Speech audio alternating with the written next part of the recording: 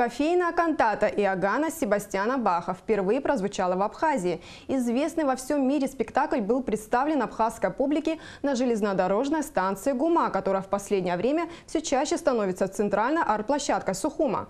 Шутливая кантата о девушке Лисхин, которая больше всего на свете любила кофе, прозвучала в исполнении солистки Московского театра «Геликон-опера» народной артистки Абхазии, заслуженной артистки России Алисы Гицба, артистов театра «Геликон-опера», а также ансамбля «Капричо».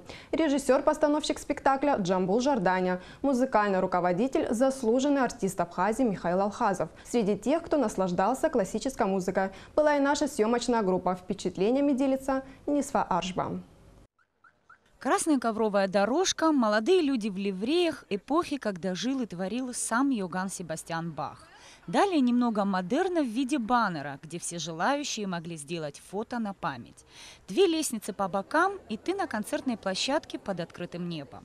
Для абхазских зрителей подобная атмосфера еще не совсем привычна.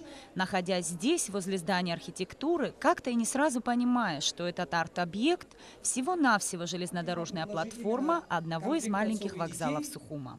Мы пытаемся вдохнуть в нее новое дыхание, и мы видим, как горожане откликаются, как им нравится проводить здесь время. Эта платформа стала неким арт-объектом современного Сухума.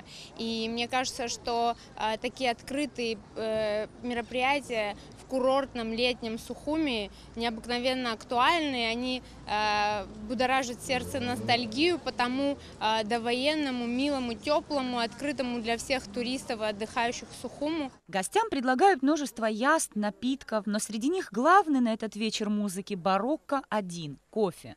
Подавали его все те же юноши в ливреях, прикладывая к изысканному эликсиру разные сладости, в том числе и шоколад.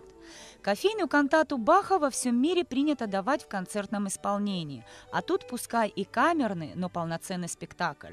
В нем приняли участие солисты Московского театра «Геликон-опера», народная артистка Абхазии, заслуженная артистка России Алиса Гицба, Алексей Исаев и Дмитрий Хромов, а также ансамбль «Капричо» под руководством заслуженного артиста Абхазии Михаила Алхазова.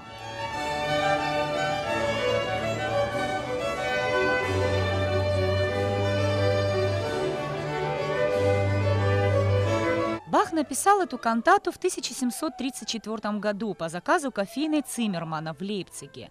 И можно только поражаться тому, как высоко стояло рекламное дело, потому что рекламу кофе поручили не кому-нибудь, а самому Баху. 300 лет назад напиток нуждался в распространении. Во-первых, не так давно он был завезен в Европу. Во-вторых, врачи считали, что его можно пить только мужчинам и пожилым дамам. Это сегодня кофе для Абхазии напиток не только повседневный, но и незаменимый.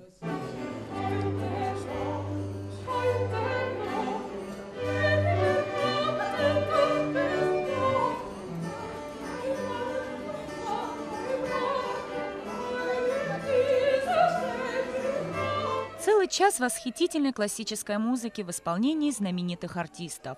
Первое произведение искусства, посвященное кофе, абхазская публика слушала на одном дыхании. Концерт необыкновенный, масса впечатлений. Классика – это все лично для меня. Я с большим удовольствием слушаю классическую музыку. Но сегодня, естественно, Алиса Гицба, как всегда, была на очень высоком уровне. Когда закрываешь глаза, прям переносишься в ту эпоху, сразу видишь эти дворцы, эти балы. Было просто отлично. Алиса великолепна. Впечатление, во-первых, ожидаем, потому что я знал, что будет, но я должен предупредить абхазских зрителей, что отныне все остальные фестивали, все остальные мероприятия, связанные с музыкальными турнирами, конкурсами, фестивалями, будут немножко отличаться от того, что они раньше видели. И я безумно люблю слушать Алису, я практически весь ее репертуар слушал либо в видеозаписи, либо вживую. И я очень рад, что она сегодня здесь, с нами, поет для нас. Волшебство барокко горожанам и гостям столицы стало доступно благодаря компании Mobile, которая не просто поддержала идею, но и сумела вернуть нас на 300 лет назад, в эпоху самого Баха. Когда родилась эта идея, я подумала, что это самое лучшее место, где вообще можно исполнить эту кантату, это произведение, именно Абхазия. Так как мы все знаем, что такое для нас кофе. Это особенный ритуал. Огромное спасибо организаторам этого мероприятия, нашему спонсору, генеральному Mobile. И большое спасибо сказать абхазской диаспоре, которая тоже участвовала в организации этого мероприятия. И от дизайна большое спасибо. То есть всем-всем-всем. Кофейную кантату Баха смогут услышать и жители других городов Абхазии. В ближайшие дни спектакли пройдут в Очамчире и Гагре. Нисфаршба Беслан Джинджоля, Абхазское телевидение. На сегодня это все. Спасибо, что были с нами. Увидимся на следующей неделе в это же самое время. До свидания.